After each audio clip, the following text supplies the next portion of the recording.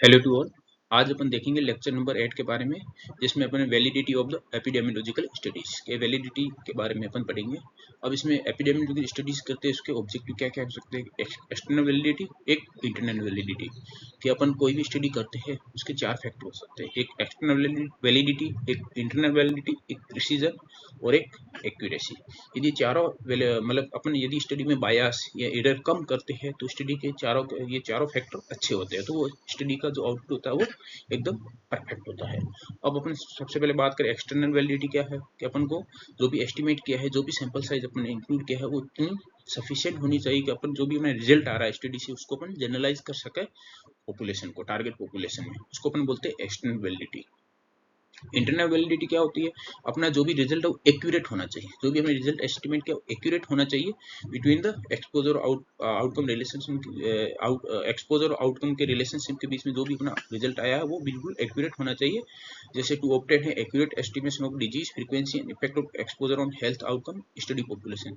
इसको अपन कैसे कर सकते हैं, यदि कोई भी अभी स्टडी में बायस नहीं है तो अपना रिजल्ट है वो एक्यूरेट आएगा, तो इससे अपनी स्टडी की इंटरनल वैलिडिटी है वो बिल्कुल परफेक्ट होगी। फिर अपन बात करें जैसे precision and validity of the study. Precision को कैसे याद कर सकते हैं कि कोई भी वैल्यू, प्रिसीजन मींस पास पास, कि पास पास होनी चाहिए। जैसे कोई मान लो अपन ब्लड प्रेशर की बात करें 120 आता है नॉर्मल, तो अपन कोई भी अपनी बाकी रीडिंग होगी 120 के आसपास स्कैटर होनी चाहिए, तो उसको अपन दूसरे क्या नाम हो सकते हैं, प्रिसीजन को रिप्रोड्यूसिबिलिटी बोल सकते हैं, कि एक रिजल्ट आए उसके आसपास वापस रिप्रोड्यूस हो, रिपीटेबिलिटी हो, कंसिस्टेंसी हो या रिलायबिलिटी, ये प्रिसीजन के अदर नेम्स है। जैसे अपन इसमें देखें definition, finding must be repeatable when perform by the same or different observer in the similar setting. Similar setting में अपन परफॉर्म करें तो जो अपनी रीडिंग है वो रिपीटेबल होनी चाहिए। अपन नेक्स्ट बात करें वैलिडिटी। वैलिडिटी को अपन दूसरा नाम के एक्यूरेसी, जैसे वी के पीछे ए आता है तो अपन वैलिडिटी को वी ए एक्यूरेसी भी बोल सकते हैं, ऐसे याद कर सकते हैं। इसमें क्या कहते हैं, validity measure of the degree of the closeness to the true value है, गोल्ड स्टैंडर्ड वैल्यू है, उसके बिल्कुल जो भी अपन रिजल्ट वैल्यू है वो बिल्कुल क्लोज होनी चाहिए। जैसे नीचे डायग्राम से समझाया गया है एग्जांपल से।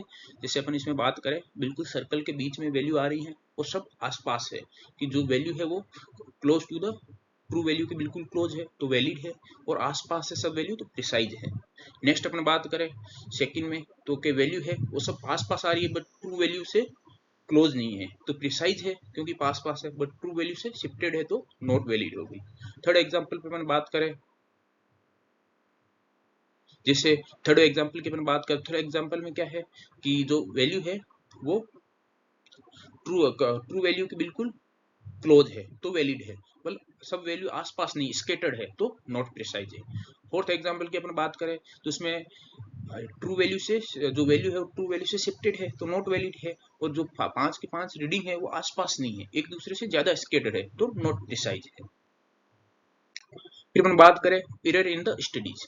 एरर इन द स्टडीज अपन पहले लेक्चर में अपन देखा था कि स्टडी में एक एरर आ सकती है, एक चैलेंजेस आ सकते हैं। एरर कौन कौन सी होती है, रैंडम एरर और नॉन रैंडम एरर या सिस्टमेटिक एरर। चैलेंजेस क्या क्या आ सकते हैं, कंपाउंडिंग या इफेक्ट मॉडिफायर आ सकते हैं। तो सबसे पहले अपन बात करते हैं रैंडम एरर की। तो random error it occur by the chance, occur by chance होती है। इसके क्या क्या क्या रीजन हो सकते हैं, सैम्पलिंग एरर हो सकती है या मेजरमेंट एरर हो सकती है। इसको अपन कैसे डिफाइन कर सकते हैं कि variability in the estimation due to the unknown या अनकंट्रोलेबल कॉजेज। ये क्या रैंडम एरर है जो उसको अपन कंट्रोल नहीं कर सकते, और अननोन होती है, अपन को नहीं पता चलता कि स्टडी के कौन से स्टेज पे एरर अकर हुई है। उसको अपन कैसे मिनिमाइज कैसे कर सकते हैं रैंडम एरर को, रैंडम एरर को अपन मिनिमाइज सैंपल साइज को इंक्रीज करके मिनिमाइज कर सकते हैं। फिर नेक्स्ट है सिस्टमेटिक एरर या non random error. It occur by the bias, bias की वजह से सिस्टमेटिक एरर प्रोड्यूस होती है। A process that tend to produce the result that's the distorted from the systematically from true value. True value से जो अपना result है वो डिस्टॉर्टेड है, तो इसको अपन बोलेंगे सिस्टमेटिक एरर। सिस्टमेटिक एरर के कितने टाइप है, कैसे रिमूव कर सकते हैं, उसको अपन नेक्स्ट वीडियो में देखेंगे। जैसे अपन ने कोई भी अपने एपिडेमियोलॉजिकल स्टडीज है उसकी वैलिडिटी को थ्रेड किसी कैसे हो सकता है, तो सिलेक्शन बायस से हो सकता है, इंफॉर्मेशन बायस से हो सकता है, कंपाउंडिंग से हो सकता है। ये तीनों के तीनों सिस्टमेटिक एरर के टाइप है। तो सबसे पहले अपन देखेंगे सिलेक्शन बायस के बारे में। सिलेक्शन बायस क्या होता है कि सिलेक्शन जो सिलेक्शन के दौरान होती है, जब स्टडी पॉपुलेशन का सिलेक्शन करते हैं तब होती है। Do study participant accurately represent the target population. इसको अपन डिफाइन कैसे कर सकते हैं? Bias result from the procedure use to select individual for the inclusion in the study और एनालिसिस। एनालिसिस या स्टडी में अपन इंक्लूजन करते हैं सब्जेक्ट का, स्टडी पार्टिसिपेंट का, उस टाइम पे जो प्रोसीजर करते हैं वो प्रॉपर तरीके से नहीं करते, इसलिए अपने बायस प्रोड्यूस होती है। अब सिलेक्शन बायस को अपन डील कैसे कर सकते हैं, मिनिमाइज कैसे कर सकते हैं? तो इसके 3 स्टेज पे कर सकते हैं। एक designing stage of the study, upon design करें उस टाइम अपन बायस स्टेज पे बायस और इसको कैसे क्रिएट होती है और कैसे कम कर सकते हैं। फिर डाटा कलेक्शन स्टेज पे अपन उसको मिनिमाइज कर सकते हैं। फिर एनालिसिस स्टेज पे अपन सिलेक्शन बायस को मिनिमाइज कर सकते हैं। जो designing stage of the study है, इसमें अपन कैसे मिनिमाइज कर सकते हैं? इसमें अपन सिर्फ और सिर्फ इंसिडेंट केस है उसका यूजेस करेंगे despite of the prevalent cases. Case control study की बात करें इसमें स्पेसिफिक में, तो use the population based design upon use करेंगे। जैसे अपन इसमें इग्नोर करेंगे हॉस्पिटल बेस्ड डिजाइन को, इग्नोर करके अपन पॉपुलेशन बेस्ड को ज्यादा प्रिफर करेंगे डिजाइन को। फिर apply the same eligibility criteria for the selecting the cases और कंट्रोल को अपन सेलेक्ट कर रहे हैं तो दोनों के लिए सिलेक्शन क्राइटेरिया वो सेम रहेगा। और फिर अपन बात करें कि दोनों केसेस और कंट्रोल के लिए जो डायग्नोस्टिक प्रोसीजर और डिजीज सर्विलेंस है वो भी दोनों के लिए सेम रहेगा, इक्वल रहेगा। फिर अपन नेक्स्ट बात करें data collection stage. Data collection stage of study पे अपन कैसे सिलेक्शन बायस को मिनिमाइज कर सकते हैं? तो इसमें कैसे कर सकते हैं? Minimise the non response, non participant and loss to follow up. जैसे कोहोर्ट स्टडी में हो सकता है लॉस टू फॉलो अप। इसमें अपन कैसे कर सकते हैं कि उनको मोटिवेट करें, उनको प्रोत्साहित करें कि स्टडी में ज्यादा समय तक रहे और ज्यादा समय तक पार्टिसिपेंट रहे। यदि फिर भी नहीं रह पाते हैं तो अपन क्या करेंगे? Keep a record of all losses. जो भी पार्टिसिपेंट है वो लॉसेस हुआ है अपन को उनका रिकॉर्ड रखेंगे। और collect the baseline data on them, कि कम से कम उनके ऊपर जो भी नॉर्मल वेरिएबल बेसलाइन डाटा है वो कम से कम अपन कलेक्ट करें। जो भी अपने नॉन रेस्पॉन्स या नॉन पार्टिसिपेंट हो रहे हैं या लॉस टू फॉलो पर उनके कम से कम उनके बेसलाइन डाटा कलेक्ट करें। फिर है diagnosis of disease is not affected by the exposure status. Upon blinding करें, ब्लाइंडिंग के बेसिस पे अपन ये इस रेट को कम कर सकते हैं। फिर अपन नेक्स्ट आता है analysis stage of the study. Analysis stage पे अपन कैसे कम कर सकते हैं एरर को? तो अपन जो भी अपन ने कंपेयर करना है non responder, non drop out with the responder है, non drop out with respect baseline variable. जो भी अपन ने बेसलाइन वेरिएबल डाटा कलेक्ट किया था नॉन रेस्पॉन्डर या ड्रॉप आउट का, उसको अपन कंपेयर करेंगे रेस्पॉन्डर व नॉन ड्रॉप आउट के साथ में। यदि डिफरेंस है वो लार्ज आता है तो ये क्या सजेस्ट करता है कि स्ट्रांगली सिलेक्शन बायस प्रेजेंट है। और स्मॉल डिफरेंस आता है तो ये रूल आउट नहीं करता है कि सिलेक्शन बायस बिल्कुल एब्सेंट है, पर मिनिमाइज के मतलब कम सिलेक्शन बायस अपनी स्टडी में प्रेजेंट है। Use the study result and external information to reduce the direction of bias and assess the magnitude of biases. अपन मैग्नीट्यूड ऑफ बायसेस को अपन पता करना है कि कितनी बायसेस है, बायस आई है कितनी, उसका मैग्नीट्यूड क्या है, तो अपन सेंसिटिविटी एनालिसिस के थ्रू इसका पता कर सकते हैं। और अपन डायरेक्शन ऑफ बायस को मिनिमाइज कैसे कर सकते हैं कि अपन जो भी स्टडी रिजल्ट है जिसका भी अपन वो बेसलाइन जो डाटा वेरिएबल था उनका कंपैरिजन किया है उसका यूज करें, और एक्सटर्नल इन्फॉर्मेशन कोई लिटरेचर से या किसी और स्टडीज की इन्फॉर्मेशन का यूज करके अपन डायरेक्शन ऑफ बायस है उसको अपन रिड्यूस कर सकते हैं। फिर है नेक्स्ट है इन्फॉर्मेशन बायस। इन्फॉर्मेशन बायस क्या होती है कि इसमें क्या होता है मेजरमेंट के टाइम अपन एक्यूरेटली मेजरमेंट कर रहे हैं नहीं कर रहे हैं, इस बेसिस पे इन्फॉर्मेशन बायस क्रिएट होती है। Bias result from the procedure you to measure the exposure and outcome and the other variable के अपन मेजरमेंट के टाइम पे प्रॉपर मेजरमेंट नहीं करते तो इन्फॉर्मेशन बायस क्रिएट होती है। अब अपन बात करें केस कंट्रोल स्टडी में इन्फॉर्मेशन बायस कौन सी स्टेप पे कहाँ अपन को इन्फॉर्मेशन बायस मिल सकती है? तो collection of the information leading toward the specific exposure status.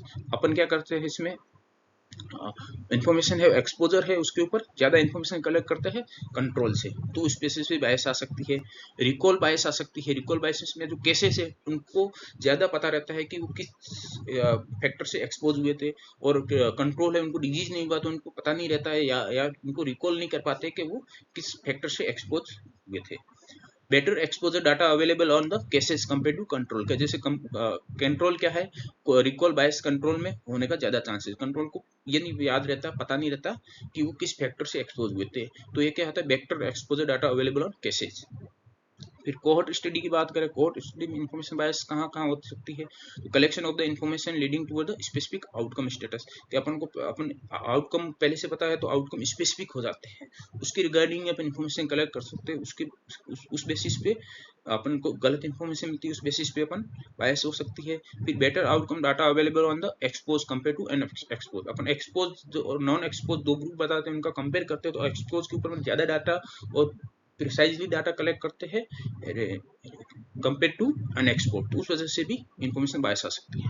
अब इन्वेस्टिगेटर बायस हो सकता है जैसे इसमें systematic collection of the information supporting the expected outcome conclusion, जो अपना कंक्लूजन है एक्सपेक्टेड उसको अपन उसके सपोर्ट में अपन इंफॉर्मेशन कलेक्ट कर सकते हैं, इस वजह से इन्वेस्टिगेटर बायस आ सकती है। फिर है प्री वेरिफिकेशन, ये भी डेफिनेशन आती है कि प्री वेरिफिकेशन क्या होता है, तो systematic distortion of the truth by the subject. इसमें क्या सब्जेक्ट है जिसके ऊपर अपन इंफॉर्मेशन कलेक्ट कर रहे हैं वो अपने ट्रूथ को हाइड कर दे, तो अपने जो एरर आती है उसको अपन प्री वेरिफिकेशन बायस बोलते हैं, जो इंफॉर्मेशन बायस का एक टाइप है।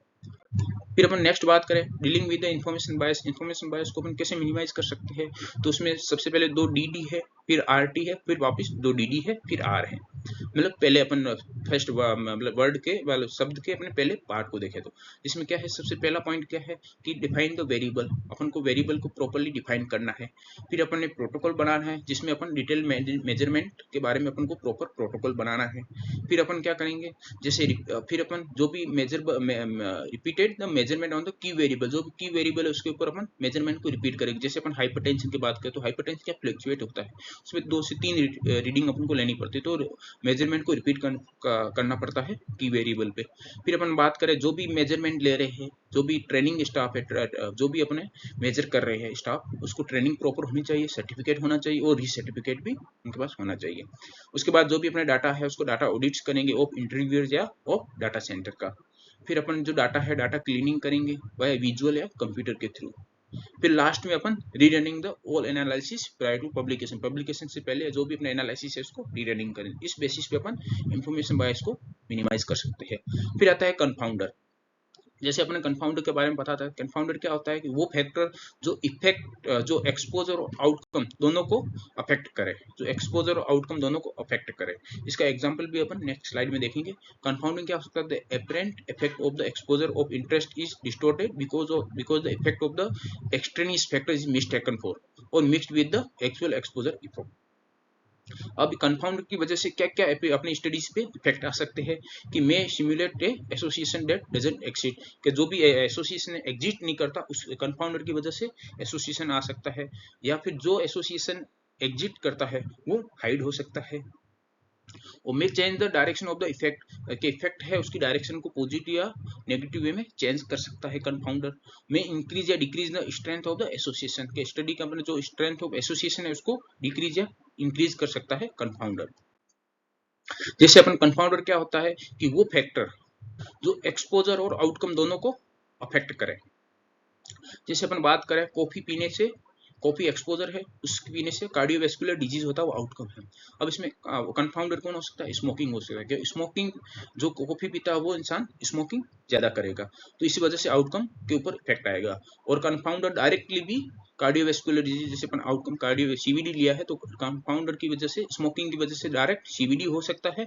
और स्मोकिंग जो कॉफी पी रहा है वो इंसान स्मोकिंग ज्यादा करेगा, उस वजह से भी सीवीडी में इंक्रीज हो सकता है। इसलिए जो कंफाउंडर है वो एक्सपोजर और आउटकम दोनों को अफेक्ट कर सकता है। अब इसके साथ डीलिंग कैसे कर सकते हैं, मिनिमाइज कैसे कर सकते हैं कंफाउंडिंग को, डिजाइन स्टेज पे और एनालिसिस स्टेज पे। इसमें अपन को ये भी याद रखना है डिजाइन स्टेज के कौन कौन से स्टेप है और एनालिसिस स्टेज के कौन कौन से स्टेप है। ये भी पूछते हैं कि डिजाइन मतलब 3 नाम दे देंगे, चौथा ही दे देंगे तो अपन को ये आंसर हो जाएगा कि डिजाइन स्टेज पे अपन कंफाउंडिंग को कैसे डील कर सकते हैं, ऑल एक्सेप्ट। तो 3 ये और 2 इनमें से कोई दे देंगे तो आंसर हो जाएगा। अब इसमें कैसे कर सकते हैं डिजाइन स्टेज पे, रेस्ट्रिक्शन के जो भी कंफाउंडिंग फैक्टर है उसको अपन स्टडी में इंक्लूड ही ना करें, उसको रेस्ट्रिक्ट कर दे। या मैचिंग, इसमें क्या 2 कंपेरेबल ग्रुप करेंगे जिसमें अपन जो भी कंफाउंडिंग है उसमें इक्वल डिस्ट्रीब्यूट कर देंगे। या फिर रेंडमाइजेशन, मैचिंग से अपन जिस पहले वीडियो में पढ़ा है कि अपन नॉन कंफाउंडर को रिमूव कर सकते हैं, जो उसके बारे में अपन को पता है उसको रिमूव कर सकते हैं। रेंडमाइजेशन किस में करते हैं, एक्सपेरिमेंटल स्टडीज में करते हैं। इसके बेसिस पे क्या करेंगे, अब रेंडमाइजेशन कर देते हैं तो जो कंफाउंडर है नॉन और अननोन कंफाउंडर दोनों को अपन रिमूव कर सकते हैं। फिर एनालिसिस स्टेज पे स्ट्रेटिफिकेशन का अपन 2 स्ट्रेटा बना देंगे, उस बेसिस पे कंफाउंडर इक्वली डिस्ट्रीब्यूट हो जाएंगे। फिर मल्टीवेरिएट एनालिसिस के थ्रू भी अपन एनालिसिस स्टेज पे कंफाउंडर को मिनिमाइज कर सकते हैं। फिर अपन बात करें कि क्या होता है, स्टडी कोई अपन स्टडी करते हैं उसमें दो तरह के एसोसिएशन होते हैं। एक क्रूड एसोसिएशन, जिसमें क्या, यदि स्टडी में एरर बहुत ज़्यादा है तो एसोसिएशन आएगा वो क्रूड होगा, और यदि स्टडी में यदि जितनी मिनिमम एरर होगी तो अपना जो एसोसिएशन होगा स्टडी में एक्सपोजर और आउटकम के बीच में वो कोजल एसोसिएशन होगा। तो we can shift the our study result from the crude association to causal association by the decreasing the error. जैसे क्रूड एसोसिएशन है तो सब की सब एरर प्रेजेंट है तो क्रूड एसोसिएशन हो गया। जैसे चांस को बाई चांस जो एरर आई उसको कम कर दिया, सिलेक्शन बायस को कम कर दिया, इन्फॉर्मेशन बायस को कम कर दिया, कंफाउंडिंग को कम कर दिया, जो लास्ट में एसोसिएशन आएगा उसको अपन कोजल एसोसिएशन बोलेंगे, जिसमें अपने स्टडी का प्रिसाइज होगी, वैलिडिटी हाई होगी, एक्सटर्नल और इंटरनल वैलिडिटी एक्यूरेट होगी और एक्यूरेसी भी प्रॉपर होगी। फिर अपन बात करें selection bias, information bias, confounding के बारे में थोड़ा बहुत देखें तो bias can occur in the all epidemiological study. हर स्टडी में बायस कम से कम होती है, किसी में ज्यादा होती है, किसी में कम होती है। Bias can occur during the study design, implementation, analysis, किसी भी स्टेज पे बायस अकर हो सकती है। Bias threaten the internal and external validity और प्रिसीजन ऑफ द स्टडी, कि इसके ऊपर अपन थ्रेटन हो सकता है इन सब फैक्टर के ऊपर, और जो भी प्रिवेंटेबल बायस है उसको अपन अवॉइड करें, और जिन बायस को अपन अवॉइड नहीं कर सके उसको अपन स्टडी में एज ए लिमिटेशन के रूप में अपन उसमें मेंशन करें। Thank you.